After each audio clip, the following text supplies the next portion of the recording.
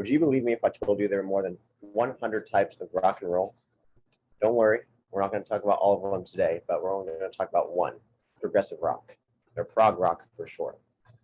It's a very interesting style of music with many great bands within it.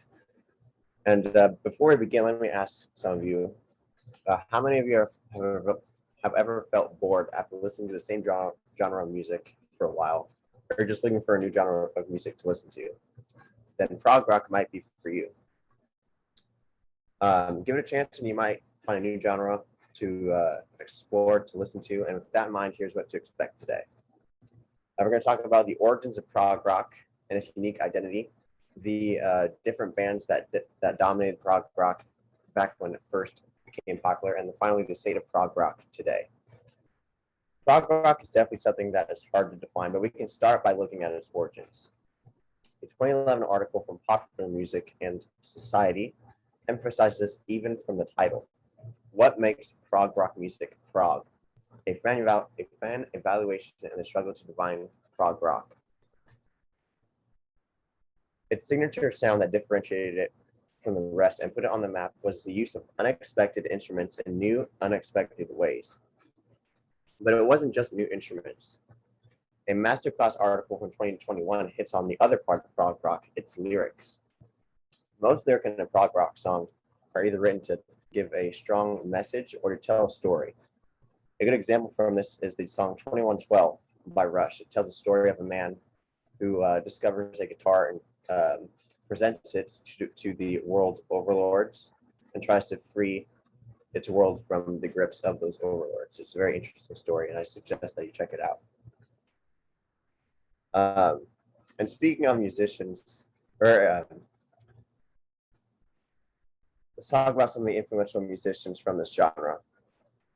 There's three that you need to know: Rush, which I just talked about, Yes, and King Crimson. King Crimson was formed in London in 1968, and according to an AllMusic article from 2021, they quickly gained notoriety after playing their first concert in front of a crowd that amassed 650,000 attendees. And through this newfound fame, they would be able to record their first studio album and would go on to release 13 more studio albums on the route to a very successful tenure. The second band, named Yes, were very similar to King Crimson in that they were both formed in London and in 1968 and debuted in 1969. They are often referred to as the godfathers of prog rock. Another AllMusic article from 2021 explains it very well. Yes didn't invent prog rock, but they may have very well defined it. And for a long time, this was the case. Prog rock, Yes was the prog rock standard until a certain Canadian trio came into play. I talked about this band's drummer for my POI speech, and he was one of the reasons the band was so successful. Rush, the Canadian rock trio. They would release 30 studio albums and 5 live albums. 24 of those studio albums would be gold and 14 platinum. It's no secret that Rush is considered the face of prog rock. All of these bands, however, are long since retired, and today people look for a new source of prog rock. So let's talk about some of the modern bands of prog rock. The one that most look to carry the flame of prog rock today is Dream Theater. They were formed in 1985, but how their careers truly took off in the 2010s. Their drummer, Mike Portnoy, is the most recognizable face of the band, mostly because of his connection to Neil Peart, the drummer of Rush, and his just overall friendship with him. And they have released 14 studio albums and 9 live albums.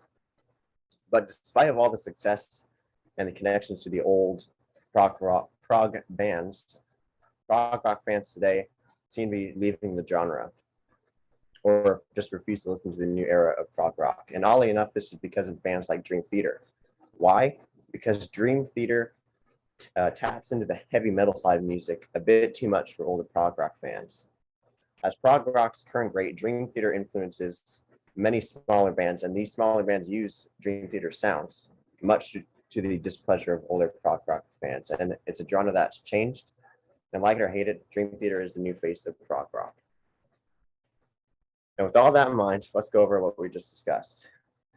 Prog rock originated in the UK in the late 60s, and the use of new instruments in new ways was its defining factor. And bands like Rush, Yes, and King Crimson's were masters at this new craft, and they would go on to inspire many bands like Dream Theater to change prog rock into something new. It's a genre with a rich history and even more interesting music.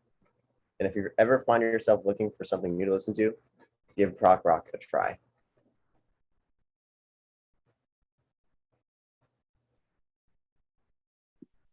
I have a question. Yes. What is your favorite Rush song? My favorite Rush song is YYZ. There's no lyric, there's no singing, but it's just a nice groove. Cool.